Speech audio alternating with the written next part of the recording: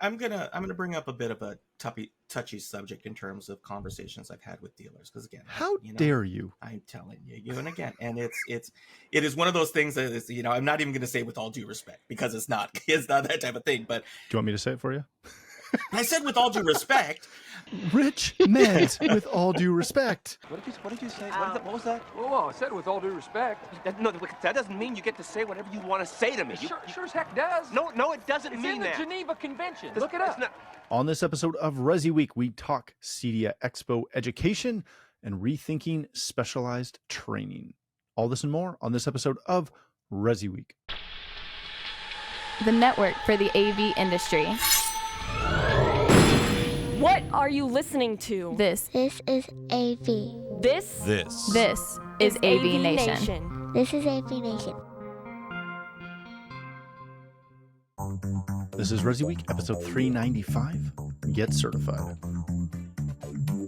Welcome to this episode of ResiWeek. This is your weekly roundup of all the latest news and stories for the residential AV industry. I'm your host, Matty Scott for AVNation.tv, and this week I'm pleased to be joined by two of my good friends. First, we have Mandy Beckner. She's the VP of Education and Training over at CEDIA. How you doing, Mandy? I'm great. Thanks for having me on the show. Thank you for being here. Then we have my brother from another mother. My uncle from none of those are right. It's Uncle Richie. You know him as Richard Fregosa, the principal at Fregosa Design. How you doing, my friend? I'm doing good. Not your crazy Uncle Joe. I've already bequeathed that to somebody else. So no, we have a crazy Uncle Joe, and I know. I think he's getting married, actually. Yes, he is. In traditional Joe fashion, given a CEDIA first. It's good to be here, brother. Mellow West Coast greetings and enjoying. We were just talking earlier about back to school for our children, so I'm enjoying being. Oh yeah, you guys have you guys already both started? 2 weeks. This is already the second week back. Yeah. Yes, week 2. It's weird. We don't start till. Sorry, let me rephrase. Officially, our public system and most of our private schools start after Labor Day. And then, do you guys have Labor Day? You have Labor Day. Yes. Yes. Don't laugh at me, Mandy. Flying to Expo on Labor Day. Let's do it. All right. But you spell yours labor with the U. Well, yeah, because we spell it properly. You going on a boot? Not till the end of September. Then I'll be on a small boat on a lake. Nothing fancy. All right. We're going to kick this off with a story that comes to us from Residential Tech Today and, of course, Mandy. Expo for everyone, designing your CEDIA education experience. Go read through the article. Mandy, of course, covers a bunch of really good stuff, but specifically the fact that education is not just for installers. It's not just for business owners. It's literally there's something in there for everyone. You can use some of that training to get started, specifically in our channel and residential integration. You can level up your career. You can go get certified. You can work on leveling up your business, as well as doing a lot of things to help level up your industry. Mandy, it would make sense to start with you as you wrote this one. What is the big, obviously education is always a massive push at Expo, but what is the big push of that big push, encouraging people to get out there and, take a look at the massive offering of Expo education that's out there? Oh, we have different pushes for different audiences, and you want me to pick my favorite. I'm going to start with certification. The big push, and we're going to get into this topic later in the conversation, I'm sure, is you are working in this industry. You know your stuff. You're doing excellent work, projects. Your clients are thrilled with what you're doing. Why are you not getting certified and putting that certification to work for you, differentiating yourself in one other way? It's a very low level of effort if you're already competent in what you do, and come on over to Expo where we can help you just commit to that and get it done. So certification, education, and testing are being offered at the show. In other news, we have a new publication coming out while we're at Expo about immersive audio. So there's a great track of audio training happening at the show, and you'll see lots about that when we're all together in Denver in just a few days. That's fantastic. Rich, education has always been that I don't want to say it's a tricky topic, but sometimes it's a tricky topic depending who you're talking to. We've got a lot of people in the channel who are convinced that they know enough or that they know it all. And typically they haven't been trained to actually hit those milestones. What does it take to truly kind of level yourself up? Well, I think honestly, a lot of times where education has returned back to the forefront is when there has been a great culling of the industry. I mean, I've personally witnessed it 3 times already in my career. And typically, when people start figuring out that they are capable of getting outside help and it doesn't give away their secret sauce, it doesn't impact their position in the industry, it helps them. And I mean, and that's been the whole point of CEDIA to begin with. I mean, it was, again, I've said I was at CEDIA 2. I never laid claim to being at CEDIA 1, but I was at CEDIA 2. And these were competitors, the core group, Chris Steven, Tom Doherty, I just saw a picture of these guys sitting at a table the other day, Ferdinand Steyer, who I hadn't thought about in 25 years, but these were all competitors who got together and said, we got to stop acting like we're in rock and roll bands. We have to grow up. And but this industry was formed from that. I've said it many, many times. All of us said, I'm not going to make any money, gigging in my band. I got to get a day job. And we started doing this. And it was the natural evolution of how we embarked on our careers. And said it over and over. In the beginning, it was the Wild West. We were literally making stuff up as we went along. We were a cast of misfits. And that's all well and good when you're starting out. And your companies tend to start out that way. It's a hobbyist. It's somebody who's really passionate about something. And inevitably a business grows out of it. But then you have to reach your adolescence, your adulthood as a company. And the only way that you're going to reach that is you got to start adulting as a company. And the way to start adulting as a company is it's like Mandy said, you do get your certifications, you go through the training, you collaborate, you focus on things like best practices. But it's tough. And we've all been to the trade shows, and for 25 odd years, right? The running joke would be that whenever you talk to somebody on a trade show, I mean, literally their business could be in shambles, and you'd ask them, how's business? Couldn't be better. We're clocking all of these jobs. We're doing $75 million in sales. I'm like, there's 4 of you. The math doesn't work, right? But because the nature of the industry originally was built on a cult of personality for a lot of these single-owned companies, who you are was who your company was. Any sign of weakness denoted weakness in your character and your ego and your personality and your, all of these things. And again, that's where I get into the adulting part, which is, where the industry helps you the most, where CEDIA helps you the most. And I've said this many, many times, and sometimes I take my advice and sometimes I don't, is you have to be brutally honest with your flaws.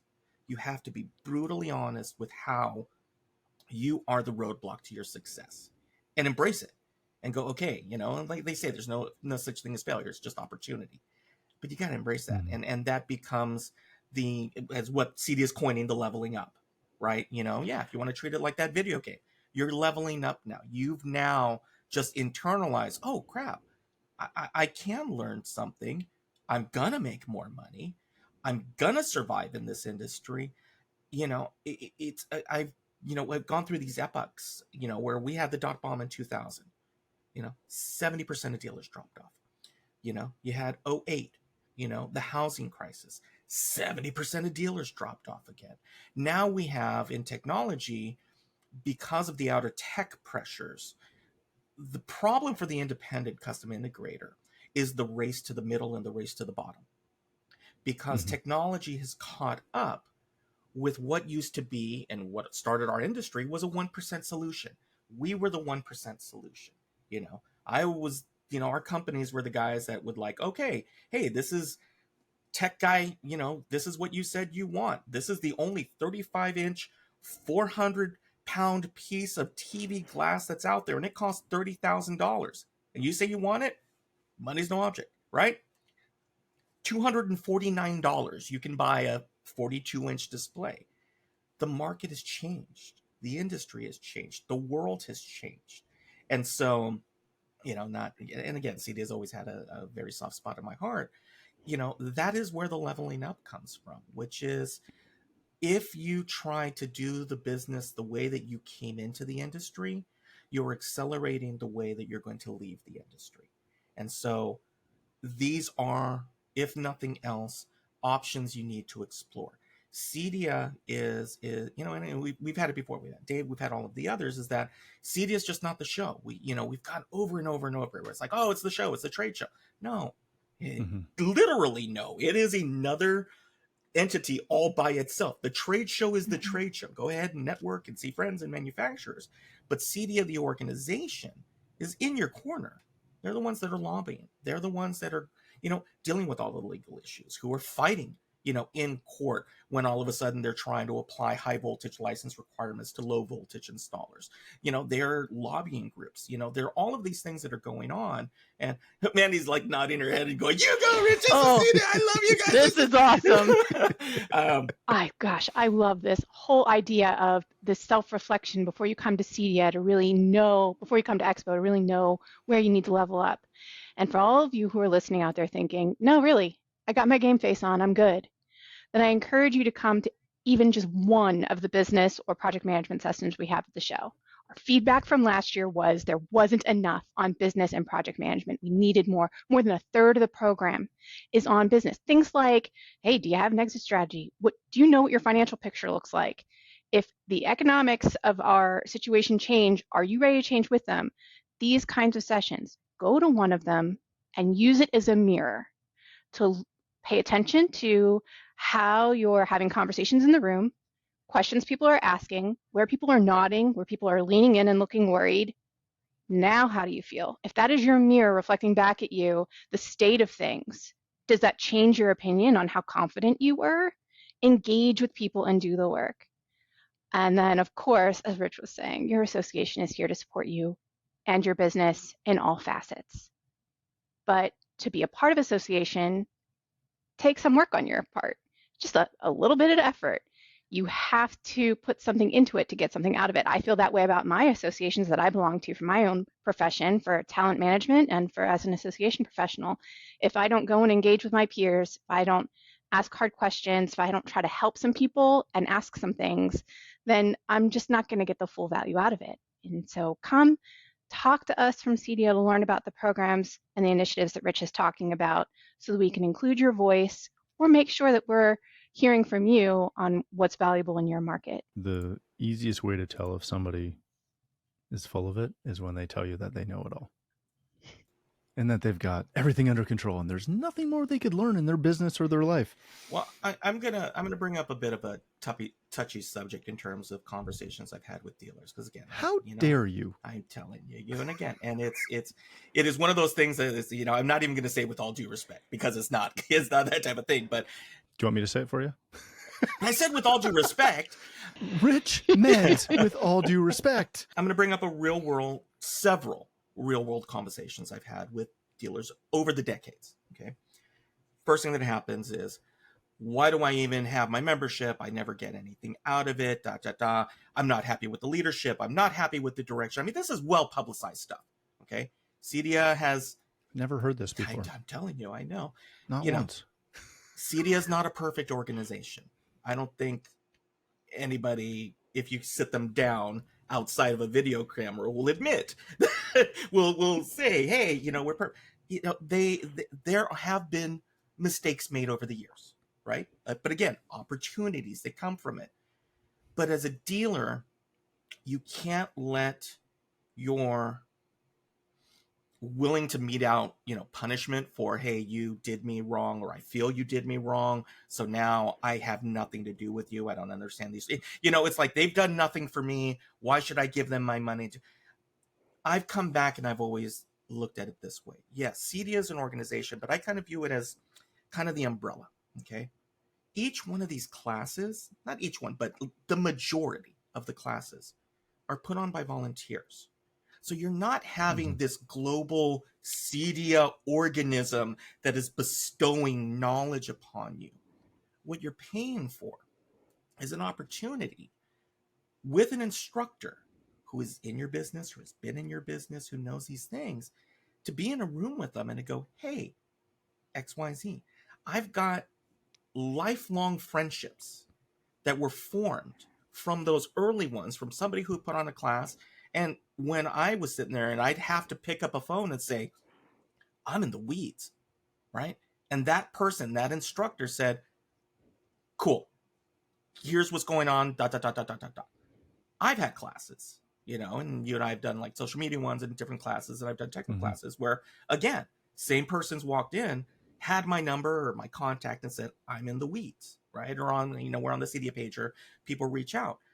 It is still a volunteer organization. Regardless of the organization itself, it is an opportunity to work with those people. And so for me, and to deal with integrators, and again, this is what I do, right? And I'm the middleman, right? I'm that glue between, from here to there with a lot of them. And I mean, we've told the story many, many times. The first time I met you, first thing I did is I grabbed you and I said, you're going to meet some people.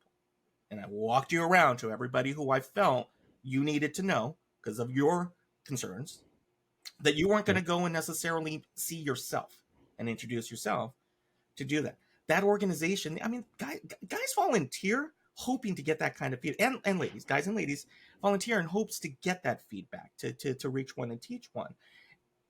If the environment is there, if the class is there, if the opportunity is there, it's like we were saying before, set aside the I know it all and the whole thing. Maybe you won't learn something.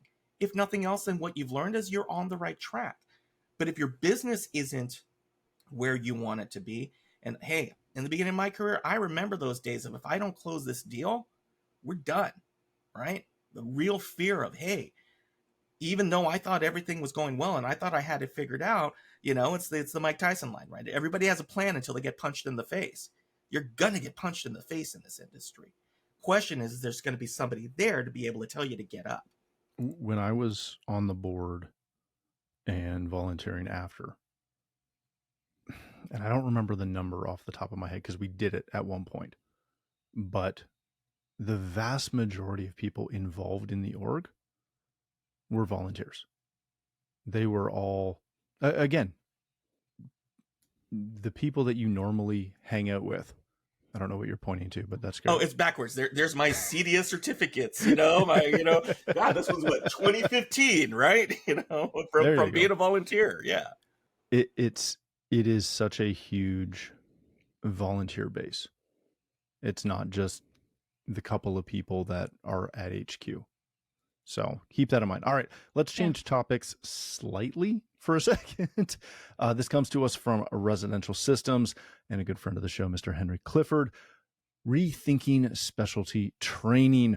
Why are you training employees that won't use those skills for months or years when you can partner with a specialist who does this type of work that you only occasionally need all the time? As we've come to expect from our good friend Henry, he weaves a really nice story going through the potential of having some heart surgery done, and whether you want somebody who's just a GP or that, head of, I don't remember what the term is for heart surgeons, but you want that heart surgeon, cardiovascular, there we go, who is, top in the state, top in the country, et cetera. This is a really on point article kind of for where we are right now, leading into CEDIA, but also just in general, really, because how often do you spend tons of time trying to learn all about something that you're likely not going to use very often? Up here, the one that cracks me up, that dominates the conversation all the time, is 8K, where, at least in the States, you guys have a little bit of 8K availability. Up here, it's non-existent still. But there's lots of people who are very excited to talk all about it. Rich, let me start with you on this one. What is the balance between doing some specialty training versus outsourcing that to someone else. Math don't lie. I just, again, it's depends on how big you are. If you're a 2-person shop or a 1-person shop, there's not enough hours. You can't be the CEO, the CFO, the CTO. They'll try. You'll try. Let me take a step back. It is not uncommon to try. And this goes back to, again, we were talking about reaching out and CEDIA certification and collaborating. And again, my business model is built upon what he's talking about, which is, hey, it's okay to get outside help in order to make you more profitable. Mm-hmm. As a smaller company, or if you're a company that's running lean and you don't feel that you have the money to spend on it, right? That's the first thought. Well, why should I pay for it if I can do it myself, or I can learn it? I've invested in training, all of these things. Lost opportunity cost. There is, you start taking people or yourself away from the ability to do what you do best. And when you partner with people who do what they do best, okay, yeah, you have a smaller pie, but guess what?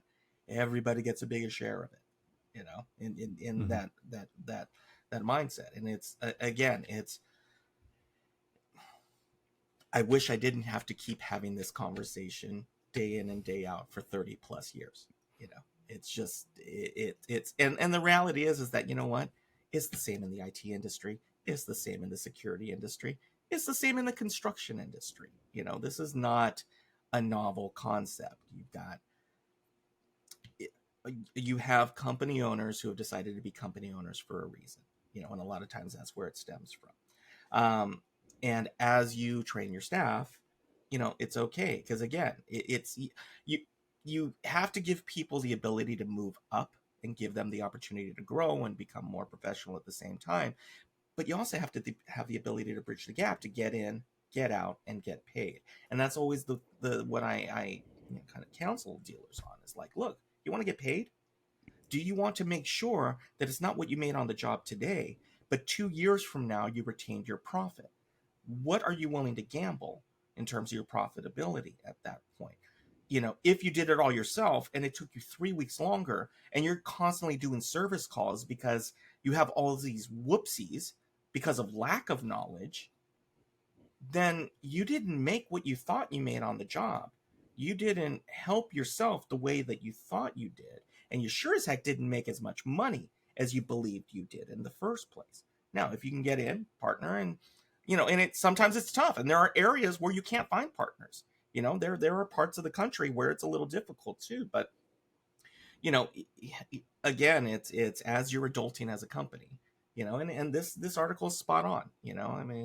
I couldn't agree with it more.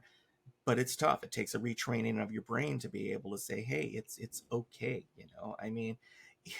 It's not quite like Rick James, where cocaine's a terrible, cocaine's an incredible thing, but it's like ego's an incredible thing, right? What is it? Rick James, you say cocaine's a hell of a drug, right? Well, ego's a hell of a drug in this industry, man. I tell you what, it's a big high, and I get it, but it's just, if you want to last over the long term, this, much like training and everything else, has to be that retraining of the synapses in your head, that it's not a sign of weakness. It is a sign of strength. It is a sign of professionalism. But again, your organization, your employees will follow that same path if you lead with that mindset. If you lead with the mindset, no, I'm going to do it myself, you'll also have employees who will sit there and toil for days because it's been viewed as a sign of weakness to work outside of themselves. So I better figure out how to do it too, just like the boss did. Yeah, that's the part that makes me nervous too. The thing that's interesting is we have so many different kinds of business models in this industry. I had a lot of experience on the commercial side, and now with that lens, looking at residential businesses, there just seems to be a lot more diversity in the types of business models people follow. And meeting with other people who have a different philosophy than you, or have set up their business structure different than you, those conversations are probably a really good place to start if you're not sure if your business model is right for this type of expertise. If it is right for it, then you're still going to have to know the questions to ask and have the skills to evaluate the work or the scope of work or the diagrams or whatever it might be from a specialized professional.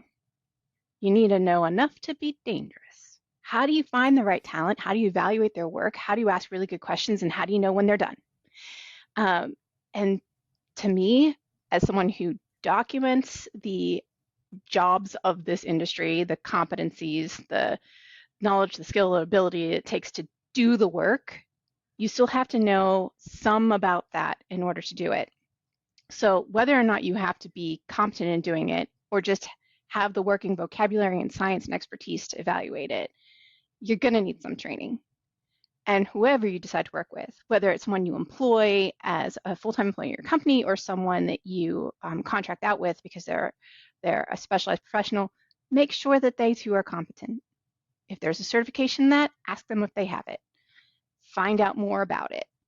There are ways to protect your business so that you're working with the best possible partner rather than just someone who you hope knows more about you than on a topic. Mandy, is there a effective way to get into the mindset of being a true GC opposed to it? And I say it like this because I know a lot of GCs in the construction space that are not true GCs. They're GCs from a management standpoint, but they still do everything themselves in-house versus the really good, effective general contractors who have top tier partners that they bring in for every different aspect of the job, and they're managing it, but they're outsourcing a ton. Those are always the ones that are uber successful. Is there a way to really recognize that and understand how to move in that direction? I don't know if there's a rubric for that because there isn't just one model.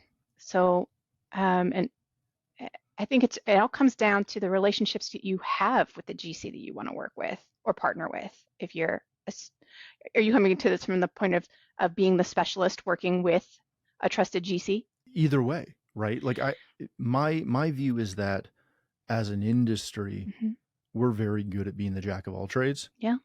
Right. Just using trades as like I'm going to wear all the hats on the project. Yes. Yeah. Yes. Everything we do.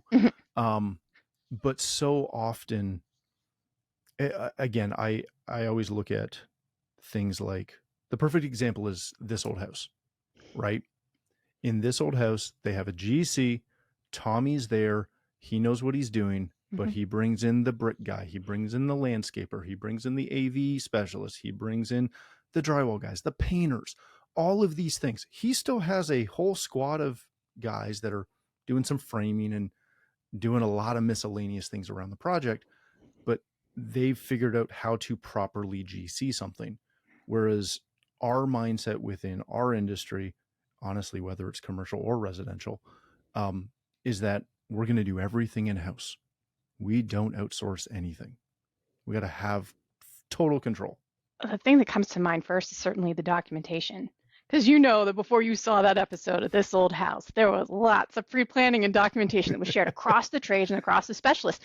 Now, if you're a jack of all trades type of person and you're not documenting things because it's all in your head and you don't have to, that speaks volumes. So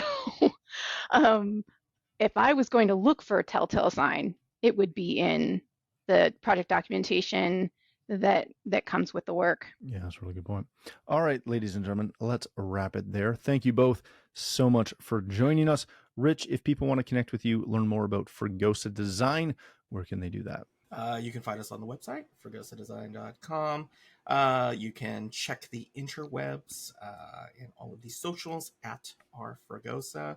But first and foremost, as I always like to say, not only on this show, but also our other show with my partner, Steve Greenblatt, a State of Control, where we talk about the automation industry too. I hope you find us here on AVNation.tv. And all of our shows that support all of our verticals and all of the other markets, and by supporting our sponsors. Excellent.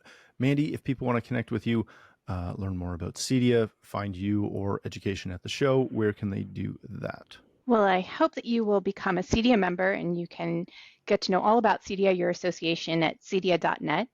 For those of you who can come to Denver for CEDIA Expo, that's cediaexpo.com. Come stop by the CEDIA Association booth. Come see us in the conference center.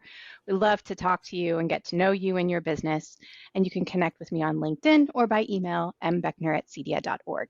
Excellent. Thank you both again for joining us. Thank you for tuning in and joining us as well. If you'd like to connect with me, you can find me at Matt D. Scott on Twitter or whatever they're calling it these days, and most other social platforms. But more importantly, please visit AVNation.tv, where you'll find this show as well as a wide variety of other shows with all the verticals that we cover. When you visit the website, please take a moment to check out our supporters. We are extremely thankful for their support and ask that you check them out as well. Thanks again for watching. That's all we have. Thanks again for watching. That's all the time we have for this episode of ResiWeek. Good Lord, I can't talk today. Mitch, you just get to clean that one.